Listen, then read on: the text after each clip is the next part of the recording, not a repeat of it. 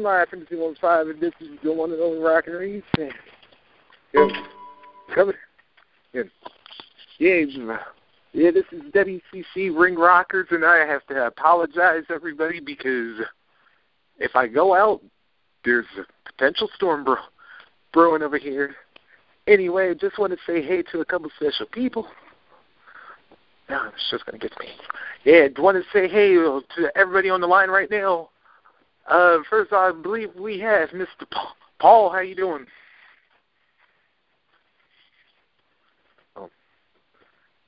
Paul? Okay, apparently we've lost Paul. Anyway. Oh, there he is.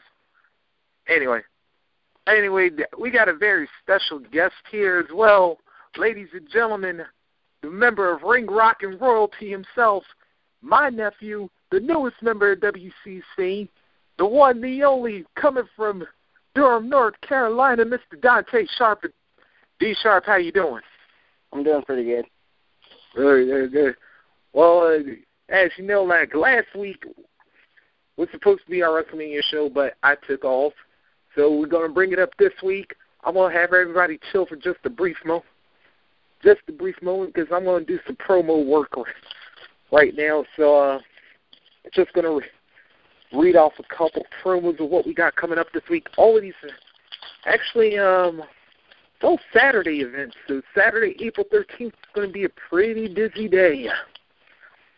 Okay, we have Traditional Championship Wrestling presenting Night of Champions from the Fort Smith Convention Center, 55 South 7th Street, Fort Smith, Arkansas, 72901.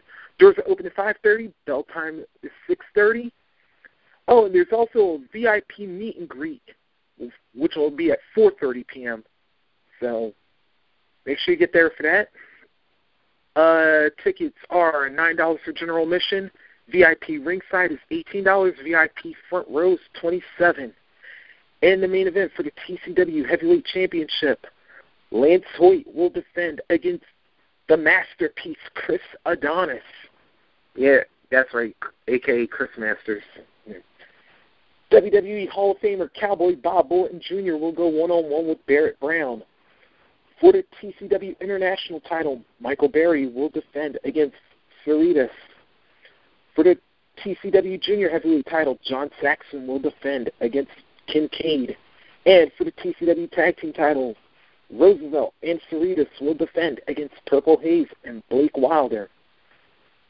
To learn more about TCW, you can go to tcwwrestling.com or you can hit them up on Twitter at TCW News.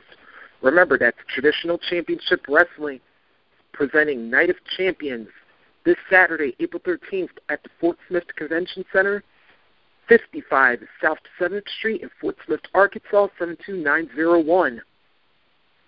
East Coast Wrestling Association presents their 17th annual Super 8 tournament from the Greater Newark Boys and Girls Club. 1 Positive Place, Newark, Delaware, 19702.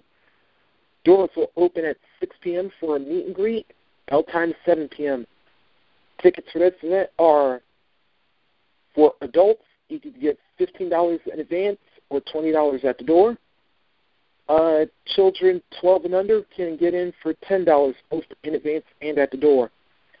In the Super 8 tournament, it'll feature defending champion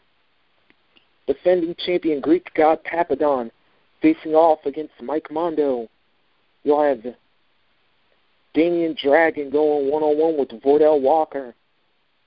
The Heart Killer Chris Wilde will go one-on-one with Antonio the Promise Thomas. And Addicted to Love Rhett Titus will go one-on-one with VSK in the Super 8 quarterfinals. Also, there will be a championship challenge. Now, this match will feature all the titles being on the line in a 1-fall-2 finish contest. If a champion is pinned in this match, he will lose their respective title to whoever scores the pinfall. The match will consist of Bobby Shields, Danny E., and the ECWA Tag Team Champions, the Dream Team, consisting of Aiden Chambers and Kakoa the Flying Hawaiian as they take on the ECWA Heavyweight Champion Josh Daniels, the ECWA Mid-Atlantic Champion Ricky the Model Martinez, Apollyon, and the Monster AHTU. And there will be a Rumble match, a Rumble Battle Royal, with the winner receiving a future match for the ECWA Heavyweight Championship. Participants include the Boss Mike Tartaglia, Matt Saigon, Kid USA, Breaker Morant, Gus Grand, Mr. Ulala, Coach Jim Shorts, Napalm Mom, and the D-Line. Remember, to learn more about East Coast Wrestling Association, you can check them out at ecwaprowrestling.com, or you can hit them up on Twitter at ECWA Wrestling 67. That's East Coast Wrestling Association's 17th Annual Super 8 Tournament, Saturday, April 13th at the Greater Newark Boys and Girls Club, 1 Positive Place, Newark, Delaware, 19702. Okay, and then New Wave Pro Wrestling presents We Will Prevail, Saturday, April 13th from the Terre Haute Music Venue, 1440 Ash Street in Terre Haute, Indiana, 47804. Doors are open at 6 p.m. Bell time is 7 p.m. Tickets for this are $8 in advance. At the day of the show, they are $10. In tag team action, former WWE superstar Eugene will team with Mike Wild against Tyler Zero and Mark Vandy. In singles action, the fabulous Jason V will go one-on-one with Conrad. In tag team action, the Windy City Saints will take on Raging Sickness, and there will be a contract signing between Josh Steele and Dickie Wabash. To learn more about New Wave Pro, you can check them out at nwpwrestling.com, or you can check them out on Twitter at newwave_pro. That's New Wave Pro Wrestling. Good. All right, check out New Wave Pro Wrestling's We Will Prevail, Saturday, April 13th from the Terre Haute Music Venue, 1443 Ash Street, Terre Haute, Indiana, 47804. Also, Ultimate Wrestling Experience presents Wrestle Revenge from the Advanced Hoops Gym, 6003 Jonestown Road, Harrisburg, Pennsylvania, 17112. Doors are open at 5 p.m. Bell time is 6:15. Tickets for this event are children 12 and under get in for $6. 13 and older get in for $12. Second row $15. Front row $25. In the main event, it's anything goes, and there must be a winner as the Thrill Seekers. Sage Strong goes one-on-one with the Man Beast, the War Machine Rhino. To check out Ultimate Wrestling Experience, you can go online at theuw.com. That's Ultimate Wrestling Experience presenting Wrestle Revenge. Saturday, April 13th from the Advanced Hoops Gym, 6003 Jonestown Road, Harrisburg, Pennsylvania, 17112. And finally, Vendetta Pro Wrestling presents Casino Royale, Monday, April 15th, from the Gold Coast Hotel and Casino, in association with the Cauliflower Alley Club. It's 4000 West Flamingo Road in Las Vegas, Nevada, 89103. Doors will open for Cauliflower Alley Club members at 6. Then they'll open to the public at 6:30. Bell time is 7 o'clock, and admission for this event is free. During this event, you can check out a special tribute from newly inducted WWE Hall of Famer Mick Foley as he pays tribute to the late Paul Bearer. Also, you can meet past and present stars such as Gangrel, Shelly Martinez, Nick Bockwinkel, B. Brian Blair of the Killer Bees, Ricky the Dragon Steamboat, Jake the Snake Roberts, Diamond Dallas Page, Sergeant Slaughter, Molly Holly, Jim Ross, and of course the one and only Harley Race, as well as the VPW Superstars. To find out more about VPW, you can check them out at VendettaProWrestling.com, or you can check them out at Vendetta Pro on Twitter. Remember, that's Vendetta Pro Wrestling Casino Royale, Monday, April 15th, from the Gold Coast Hotel and Casino and Cauliflower Alley Club, 4000 West Flamingo Road, Las Vegas, Nevada, 89103. Now we got to get just heard some new callers coming. E-Dog, I believe you're on the line as well. How you doing tonight? Yeah. What's going on? Doing good. And that's fact. Who else do we have on the line? Because I heard one. I guess they're like having a little static here. So anyway, we got to get to some ring rock and royalty. And like I said, I am proud to announce this man is the newest member of the WCC family. He is my nephew. He is turning 18 tomorrow, and he's the newest member of East Carolina University, Mr. Dante Sharper. Dante, welcome to WCC. Thanks. Yeah, and Dante, for those who don't know about yourself, can you tell our audience a little something about yourself? I live in Durham, North Carolina. I've been here since I was in the 3rd grade. Currently a senior at Riverside High School, turning 18 tomorrow. I've been accepted into East Carolina University in Greenville, North Carolina. Really excited about going there on August 20th. That's what's up, bro. Now, Dante, of course, putting up with me over all these years, tell me, who were some of your favorite wrestlers growing up? Triple H, Shawn Michaels was kind of instilled. That was always around, so Shawn Michaels was always really cool. I was actually a big Brock Lesnar fan, but he wasn't around very long for me to get fully entrenched into kind of him in WWE because he went to do other things. And then I'm halfway on the Cena bandwagon. I like Cena sometimes, but there's sometimes where you kind of get sick of Cena because he's just everywhere. Honest opinion, and I do gotta admit, when he was little, Dante was also huge on The Rock too.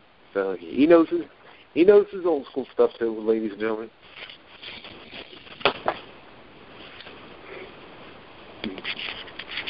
And then of course, I should also mention this boy is also one of the biggest WWE gamers ever as well. So yeah, because Dante, what would you say is your favorite WWE game? I liked Here Comes the Pain, but I really do like the new one, WWE 13. It was really fun. It's just on their not Road to WrestleMania mode, but they have a story mode kind of feature where it's you just kind of relive some of the major moments. And then I like that. Some of the fights are kind of hard. All right. Well, that of course is our ring rock and royalty right there, Mr. Dante Sharper, my nephew. I would say I am proud of you and happy birthday. And I would say I'm glad to have you as a part of the WCC family, and always and definitely more than anything, proud that you are my legitimate family. But now let's get into it. The Ring Rock and Rumble of the day. Now, as y'all know, this past week it was WrestleMania 29 coming from the MetLife Stadium. So, I want to start it off this way.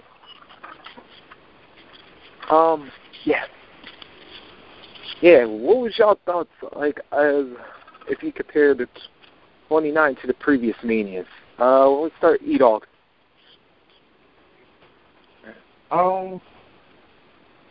It was a little bit more lackluster than the previous Manias. I mean, you had 1 or 2 good matches.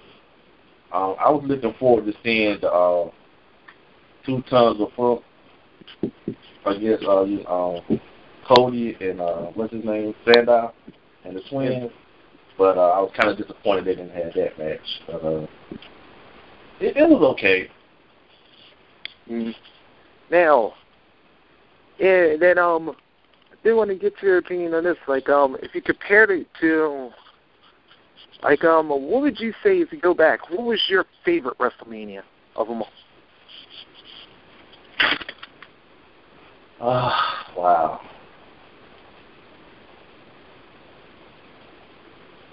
I really can't say, man. I mean, I really enjoy them all, really. You know, I don't have a particular favorite.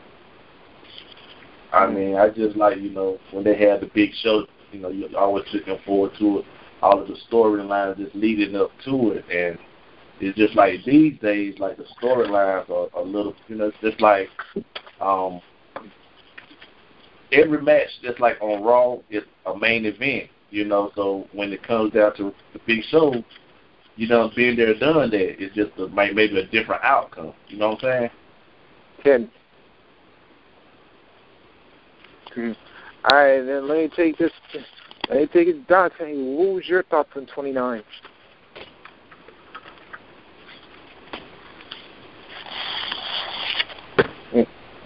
Dante?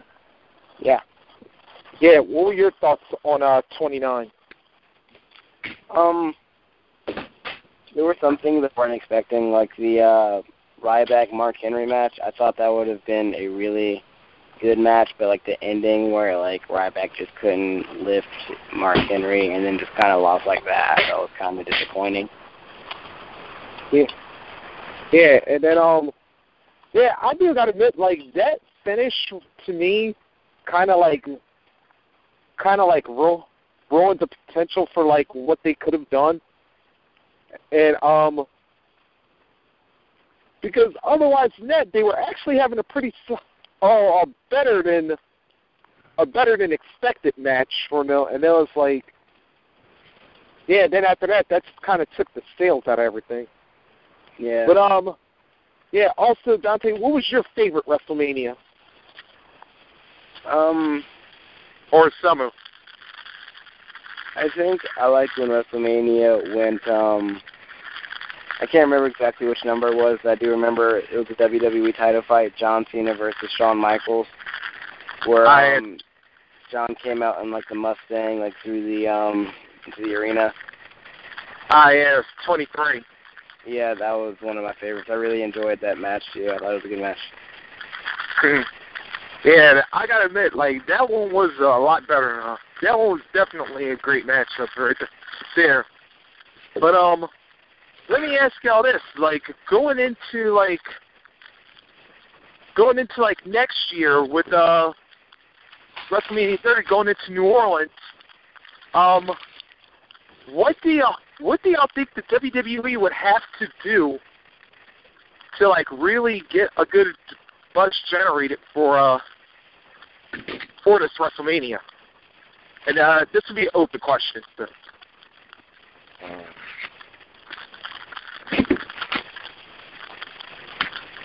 Well, you know, they're going to talk about the streak again. So, I mean, if the Undertaker is really going to retire, you know, it would need to be next year at WrestleMania. If they were going to, you know, end the streak. It really should have went out when he fought Triple H, you know, because the way that they walked out, you know, with Triple H, Shawn Michaels, and The Undertaker, they all, you know, was at the top of the ramp.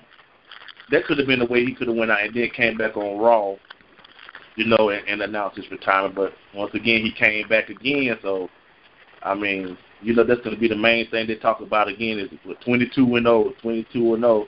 But right now, who are they going to get to try and break it this time?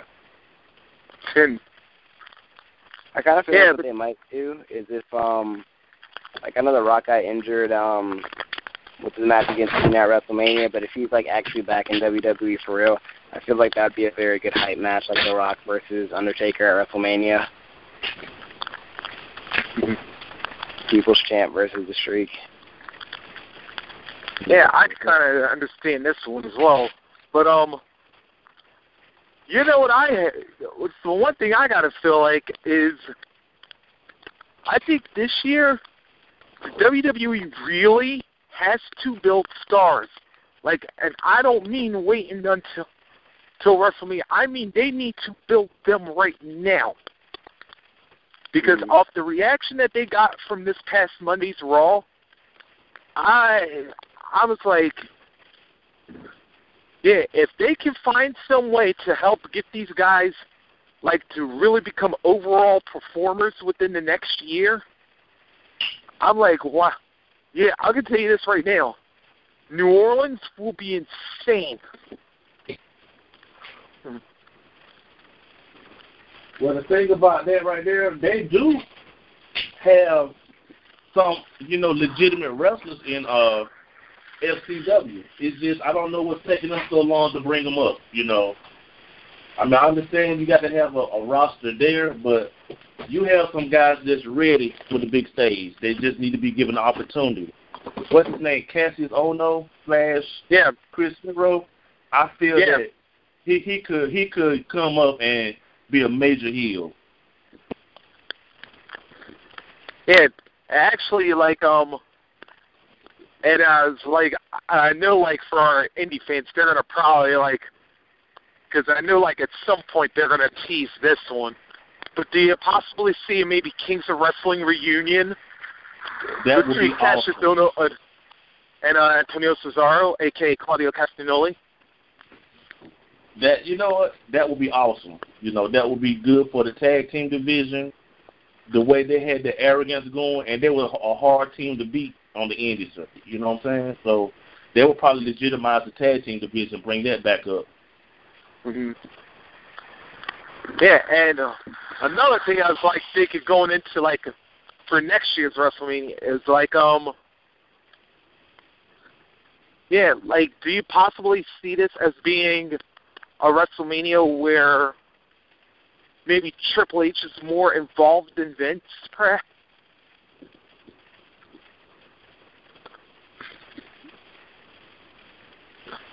Say that again. Yeah, I was saying, do you think this could be a WrestleMania where Triple H is perhaps more involved than Vince? It's a possibility. Mm-hmm. Yeah, and I want to take this and I want to take this one, Dante, next. Dante, I wanted to ask you, who do you think is somebody that really needs to maintain whatever momentum he does have, or maybe even get more going as especially after WrestleMania? I feel like The Miz mainly. I didn't used to really like The Miz at first because I felt like, I don't know, they have these personas where they just act a certain way. But The Miz is actually you watch some of the matches a little bit closely, he's actually a really good performer.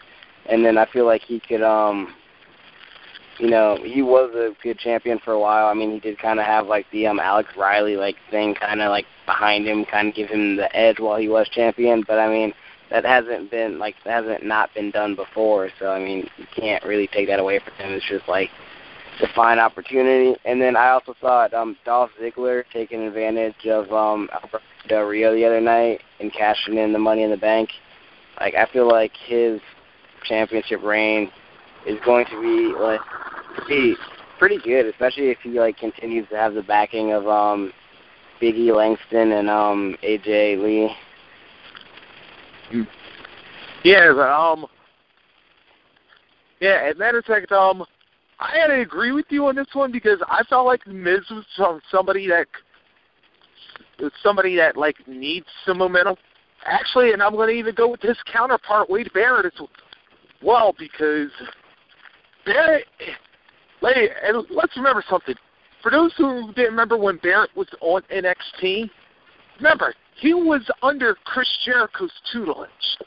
So if anything, there was a pretty big reason why he was destined to win in the first place.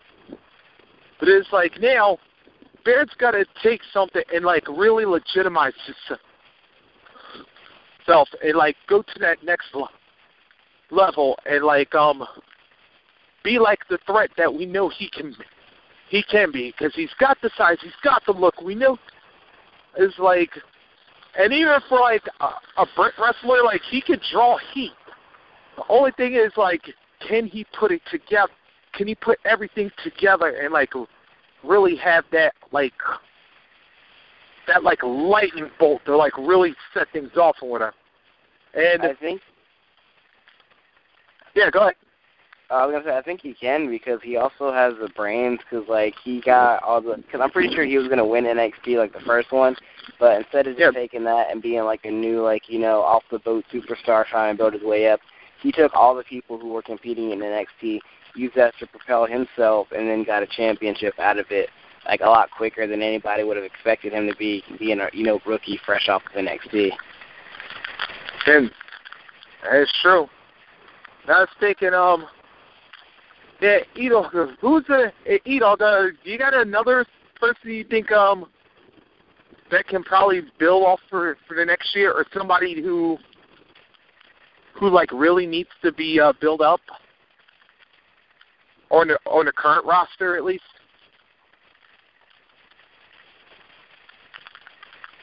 All right, guess right. Edel just is off. All right. I guess it's just me and you now, Dante. Anyway, I'm feeling like, and I also think like Antonio Cesaro as well. And I usually tell this for people who've not seen Cesaro out of the WWE. Like, there's a move on here. It's called the UFO. If you ever see this move, if you have not seen this move, check it out. You will like literally You can look at a Cesaro UFO. You can look at or you can look at Claudio UFO. If you can't spell Claudio Castagnoli UFO, this is one of the sickest moves ever. And I think the only reason that he doesn't do it is because would he have anybody to like literally perform it with in the WWE outside of like maybe Sin Cara if he can actually stay healthy? But that's another issue. Mm. Mm. But going, another person. Yeah, go ahead. Another person that I would really like to see get back in the championship picture is Chris Jericho, since you brought him up, because there was a lot of talk when he had that feud with Dolph Ziggler where he was supposed to have retired because he lost Dolph Ziggler, that Jericho couldn't win the big one anymore, and then he didn't win the big one and left, but then he was brought back, but he still hasn't really been in any high-profile matches. I mean, he was in a triple threat match for the Intercontinental title against Wade Barrett and The Miz. But I mean, aside from that, he's really just been kind of on a losing streak, especially with that loss to Fandango at WrestleMania.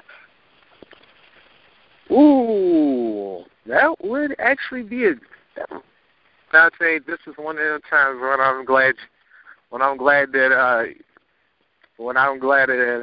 you my nephew, boy, because you know what? I actually didn't start thinking about that yet till you brought it up. But real quickly, if we get back, it seems like, speaking of WrestleMania, it seems like the crowds, as of the last 2 years, have kind of been the show stealers, because the Miami crowd, they were ridiculous last year, both at WrestleMania and the post-Raw WrestleMania. And then, of course, we had this year's show with the crowd at crowd at MetLife, which was pretty good. But then the crowd at the Izod Center, whoo, man, they pretty much stole the show. They pretty much became the show, most of the last night. And it's what is it that you think that's been the last 2 years that have had these these WrestleMania crowds in a frenzy? Mm-hmm. Yeah, well, besides the fact that it's WrestleMania week, that's but what do you think has made these last 2 years Yeah, it's the crowd's been at a fever pitch it hasn't been in years. I was do you think it's maybe having a shock value of something just happening out of the blue? Yeah, like I said, with Ziggler cashing in Monday night with the world title, or even last year, go back to last year, to pop for Brock Lesnar when his music hit and he suddenly walked out. Yeah. And it's just like I also think like I think WWE kind of lost sight of a lot of stuff. Like they're trying to become all like Raw access and stuff now about the fans and like connecting, like trying to get more fans, like get fans involved in like the match creating and things like that, and like they have Twitter and all that stuff up. But they weren't really doing too much of that until The Rock came back and brought back the whole People's Champion thing, and it's just like he brought back kind of like the whole reason that everybody's here and that we're like getting this success is because of the fans. So they're trying to put a lot of control back into the hands of the fans. Tim. Yeah, and in that fact, I'd be remiss if I didn't bring up something. And we actually just found this out earlier today on Twitter that or probably it happened like late last night. I don't know like when the tweet was sent, but apparently for those who watched WrestleMania Sunday night, Triple H walked out, and if you noticed, like during his entrance, he had a white substance when he walked through the fog. And there was a white substance temporarily covering his stomach. Now, of course, when he poured the water off to like wash it off and whatnot, we found out today that apparently there was some dry ice, like when he walked through, and it actually caused some second-degree burns to his stomach. Now, thankfully, this wasn't anything. This wasn't like too serious, but I do gotta ask this: do you think like sometimes the WWE may like go a little too over when you try and do like super like fancy entrances? Because let's not forget, it wasn't too long ago that the Undertaker got burned with his pyro during a pay-per-view. Yeah. I mean, I always thought it was weird because, like, I've never actually, like, walked through pyrotechnics or anything like that or, like, been there. But I do know it's supposed to be extremely hot. And then, like, you think back to, like, the old Randy Orton entrance or the Goldberg entrance where, like, they have the pyrotechnics falling down, like, the rain and they would walk through it. Like, yeah. I always wondered how, like, they didn't at least get some kind of burns off of that. But... Yeah, and then, real quick. Yeah, and then like real quickly, just to right, so like the Hall of Fame, like this past weekend, it actually aired last night, and I have to admit, for me, like what of the Dante, you obviously would be out of Mick Foley, Booker T, and Trish Stratus, the three people you would be the most familiar with. Which Hall of Fame inductee was like the most stand out to you?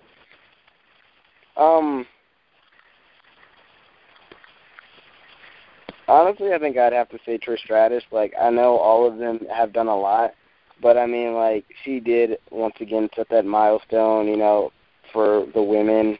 Like, not just in, athletics, but just, like, generally. And then she also, like, took the time to, like, mention that it wasn't just her.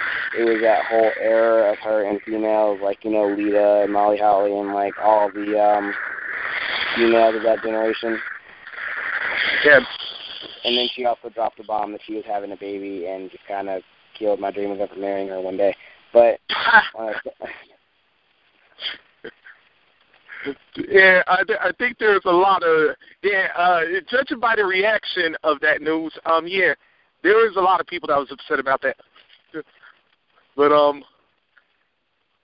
for me, since I'll go back to the two people who weren't, you had it was Bob Backlund and Bruno Sammartino, because these were the two longest reigning WWE champions ever, and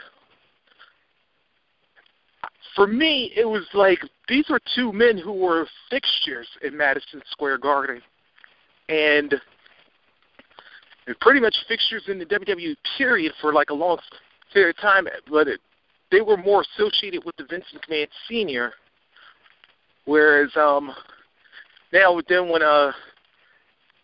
McMahon took over for his father, they kind of fell through, and it was just like timing was never right, and the timing was never right for reconciliation or whatever. And it's like, because with the business changing the way it was, there was a lot of hostility between both Backlund and Sammartino with McMahon. And it's like, to have two long-time mainstays finally get their due and be recognized as like cornerstone to the WWE before Hulk Hogan and before Stone Cold, before The Rock and Triple H and everybody else. I thought, to me, that was like the most special induction, especially because as noted, Bruno Sammartino had nearly 200 sellout appearances at Madison Square Garden. And still to this day, I believe that's more than any other performer in the Garden history. So we want to do that. Actually, I'm going to wrap up the show today, but before we do, I want to go on a sad note here. As you guys know, if you paid attention to the news, like yesterday afternoon, there was a stabbing down in Cypress, Texas, again with the Lone Star College, but this was Cy-Fair campus. This is different than the one in January. There were multiple stabbings going on. I haven't found out anything late as of today, but apparently I did not hear about any deaths, so I do want to send our condolences to the stabbing victims down there in Cypress, Texas. God bless you guys, and I pray that you don't have to go through this anytime soon again. And on some happy news, besides my man Dante celebrating his birthday tomorrow, we also have some extra special birthdays I wanna give out. One to my man Josh Orline. Josh, happy birthday, my dude. Dude, he's actually celebrating a birthday today. Also celebrating a birthday today, my girl Crystal. She's always taking care of me. So Crystal, happy birthday. Also celebrating birthdays tomorrow, my dude Rob Mickles. My long-time wrestling tag team partner. So Rob, happy birthday. Also want to wish my girl Virginia happy birthday. She's celebrating tomorrow. And last but certainly not least, my girl Lori Kay, the hockey hottie herself. Lori, I know our boys haven't been doing good this season, but well. Anyway, I just wanted to wish you a happy birthday tomorrow as well. And of course, last but not least, our Ring Rockin' royalty, my special guest co-host of the night, my nephew Dante Sharper. And ladies, Dante. First of all, before I say anything, are you single or are you taken? I'm single. All right, you're single. That means he's on the market. Ladies, treat my nephew right. He is a gentleman. All right, so don't y'all pull. Yeah, so treat him right. He's a good guy. He is on the market. He is legal now, so please appreciate him. All right, there we go. And if anything else, remember, like he is a smart man. Like I said, East Carolina University going to have a good representative coming there. Hey, you're going there in August, right? Officially. Yeah, Dante. Yeah. Yeah, you're going there, and you're going there in August, right? Yeah, on the 20th. All right, cool. All right, well, that's our show for this week. Join us next week, and like you do every Wednesday night, 10 p.m. Eastern, 9 Central, 8 Mountain, 7 Pacific. Oh, I should tell you next week because with all the Wrestlemania hype, it's since April Fool's passed. Next week's show, I'm going to take a look at some of the greatest pranks in wrestling history. guys could check that out. Make sure you also check out all of our great WCC shows, Uncensored, Mondays After Raw. Tuesday you got Overloaded. They'll be on iTunes. Wednesday simulcasting with me. You can also check out Sex Battles over on iTunes. Thursday you got Big Dub's weekly wrap up, which will be on Thursdays at 7 Eastern, 6 Central, and then after Impact, you can check out the recipe at 10:30 Eastern, 9:30 Central. Well, and the only place to do it is right here on Wrestling Commentary Central. You can go check us out on Facebook. You can also check out our WCC Live page as well. Well, if you're an independent wrestler or promoter, you can also check out WCC International 24/7. And don't forget to hit us up on Twitter at WCC Live. You can also tweet me personally, Reese Rocks the Mic. That's REESE, ROXDAMIC. And before I forget, in 2 weeks, April 24th, it is our All Indie Ring Rockers edition for April of 2013. And let me tell you, it was so much fun because last month we actually ran overtime. So remember, if you are a fan of independent wrestling, please be a part of the show. Whether you're a wrestler, whether you're a manager, promoter, referee, ring, something, be a part of this show. It is April 24th. It's 2 weeks from tonight. It's our all indie show for April. WCC Ring Rockers, this show where the music may be stopping, but the wrestling talk does. I am Rockin' Reese for Dante Sharper, for Mr. Team Bring It, for Elsie Benetico, and all the rest of the WCC family, E-Dog, Paul Moore, and Heather. Oh, by the way, and speaking of Heather, you can also catch WCC Main Event Fridays after SmackDown as well. Yeah, and for DJ Gator and everybody else, keep on slamming and keep on rocking, everybody. We will see you next week. Good night.